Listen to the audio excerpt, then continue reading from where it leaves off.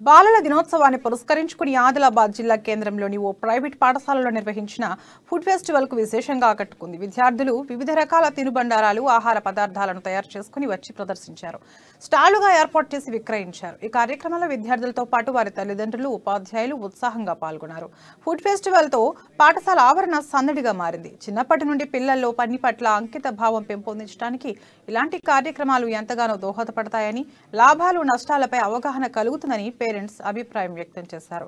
ఈ కార్యక్రమాన్ని నిర్వహించిన పాఠశాల యాజమాన్యాన్ని అభినందించారు. ఈ కార్యక్రమంలో ప్రిన్సిపల్ శ్రీనివాస్ గౌడ్, ఉపాధ్యాయులు, పాఠశాల సిబ్బంది, విద్యార్థులు పాల్గొన్నారు.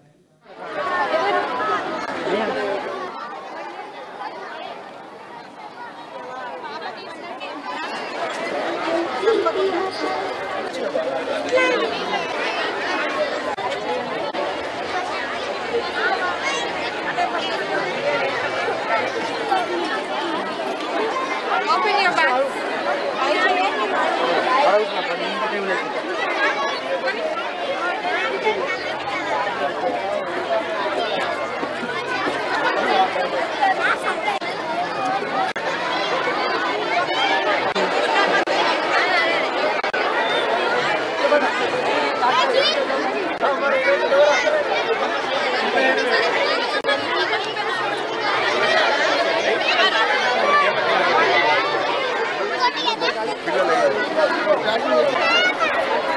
ఈ రోజు బాలల దినోత్సవం సందర్భంగా మెగా ఫుడ్ కార్నివల్ అనేటటువంటి ప్రోగ్రాం పెట్టడం జరిగింది.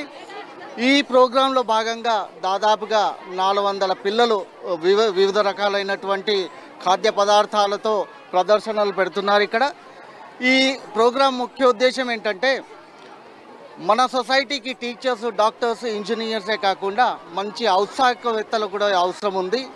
ఈ ఔత్సాహికవేత్తలు స్కూల్ నుండే ఈ ఔత్సాహికవేత్తలను తయారు చేయాలని మా ఉద్దేశం.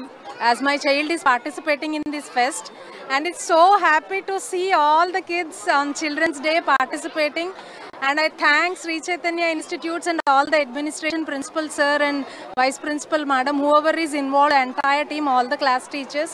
It's so happy to see every child involved in it, and from this younger age they are learning the entrepreneurship and what is loss and what is profit. తమ పిల్లల్ని డాక్టర్ గానో, ఇంజనీర్ గానో, లేకపోతే అడ్వకేట్స్ గానో, ఇంకా professional గానో చూడాలనుకుంటారు. కానీ చిన్నప్పటి నుండి కూడా ఒక పిల్లల లోపల వర్క్ ఎక్స్పీరియన్స్ను, వాల్యూ ఎడ్యుకేషన్ పెంపొందించడం అనేది చాలా చాలా ముఖ్యం. వాళ్ళకి ఎంటర్‌ప్రెన్యూర్‌షిప్ అనేది అంటే పని పట్ల అంకిత భావాన్ని, పని పట్ల